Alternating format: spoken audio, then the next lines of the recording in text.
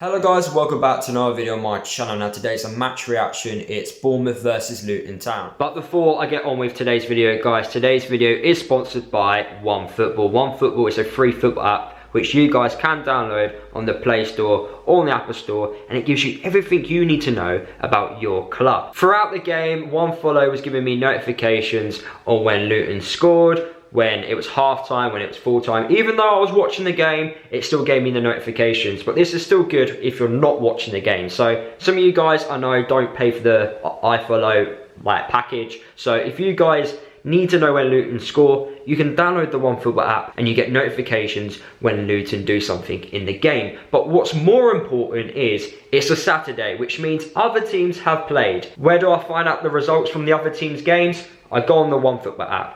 And as you can see on the screen right now, when you add Luton to your favourites, you can also pick your favourite competitions. So these are my favourite competitions. I click on the championship, and then right here it gives me all the results from today's games. So match day 24, Birmingham beat Middlesbrough 1-0 away. You've got Bristol City beat Preston 2-0 at home. You've got Rotherham getting a very important win against Derby away from home. You know, so it gives me all the results I need from today's games. And it doesn't just do the Championship, it does the Premier League, does all the divisions. It does every league possible, in fact. So guys, make sure you download the OneFootball app. The link is in the description below. So, Bournemouth versus Luton. What are my thoughts on our 1-0 away win to Bournemouth? Looking at the lineup just before the game, I was actually disappointed with the lineup. I felt Nathan was still playing his favourites, and I was very disappointed that Glenn Ray was starting. I thought, why is Morel not getting in the team? How is Morel going to get into this team, despite Glenn Ray having the worst performance of his career against QPR? But he stuck with the lineup, and obviously in the end it didn't really matter too much. But I felt the lineup wasn't the best before the game, and I think the way that the game went, it helped us more. But if things didn't happen in the game, I still think the problems would have still have been there, if that makes sense, with that starting 11. But I'll get into that more in a minute. But the first half itself, we were very lucky. First 10 minutes, Bournemouth should be 1-0 up. Berry with a poor back pass back to Slugar. Don't know how Bournemouth's striker King did not finish that, take that opportunity. We were very lucky there. I thought first 10-15 minutes, we were quite lucky. Bournemouth were all over us. We tried our best. We played with a high press, but Bournemouth, they were controlling possession. We didn't look like we were going to score. The first half was quite poor for us. Going forward, we offered nothing. You know, didn't have an opportunity at goal, I don't think. And that was very disappointing from us. But then, obviously, the red card happened, and that's what changed the game for us. That went in our favour. And my honest thoughts on that, it's not a red card. If that happened to us, I'd be fuming with the referee. That's never a sending off. Yes, the player has made contact with Lockyer and made a cut in his, I think it was just above the eye. Yes, I saw that in the clip and from the incident. But if you watch what Luke Berry's doing, he's actually fouled the Bournemouth player before the Bournemouth player eventually fouled Lockyer. It's a foul because obviously his hand went across Lockyer, but that would never have happened if Berry's impact didn't happen. So for me, the player's jumped, Berry's got in the way of it, which has made him obviously fall awkwardly. He's fell in a way which has led his arm to go backwards, and it's hit Lockyer. It's not a sending off, it's a very harsh sending off.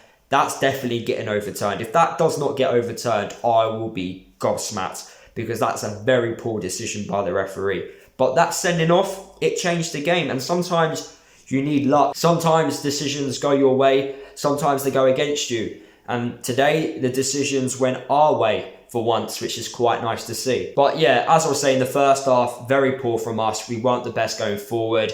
And to be fair, Bournemouth, they were the much better side in the first half. They should have at least be leading by 1-0. Going into the second half, the first 10 minutes of that second half, we were brilliant. You know, I don't know how we didn't score. Glenn Ray had a fantastic opportunity. Berry had a good opportunity as well. We looked dangerous. We couldn't stop shooting for about 5 or 10 minutes, which was great. And I thought the sending off is helping us in that sense. And then Bournemouth grew back into the game, but then what I've been telling you guys throughout my match reactions and match previews over the last few weeks, the difference from us being a really good championship side and to us being an average championship side, for example, is taking your chances. Dewsbury Hall in a very good area. It was only his second opportunity in the game. You know, we went through maybe 10 minutes of a dry period without actually having a shot at goal. He gets the ball in a very decent area, one touch, shoots. He took his chances. That stuff like that makes us different from other championship teams by taking your chances, being clinical in front of goal. And fair play to Dewsbury Hall. For me, yet again, best player on the pitch. You know, everything goes through him. He creates everything. We need to enjoy him this year because we're not going to see him next year. Trust me, he's going to be playing in the Premier League. He's too good for the championship. An outstanding player. And fair play for Cornick for finding him in some space for him to get the goal to win the game for us. After that, we were very lucky as well. Bournemouth, they had a chance. I think it was Solanke. He put the ball past Sluga, and I think it was Dan Potts who cleared it away.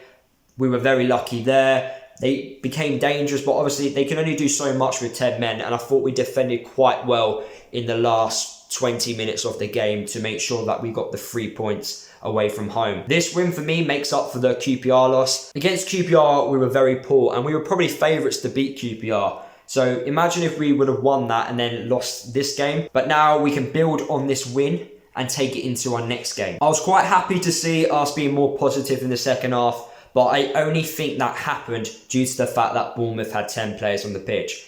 If Bournemouth had 11 players on the pitch, do I think we would have won today's game? No, I honestly don't think we would have done, because I don't think we would have been as clinical in front of goal, and I don't think we would have created those opportunities if Bournemouth had 11 players on the pitch. But then again, we don't know. We will never know how we would have performed if Bournemouth had 11 players on the pitch throughout the game. We just don't know what could have happened.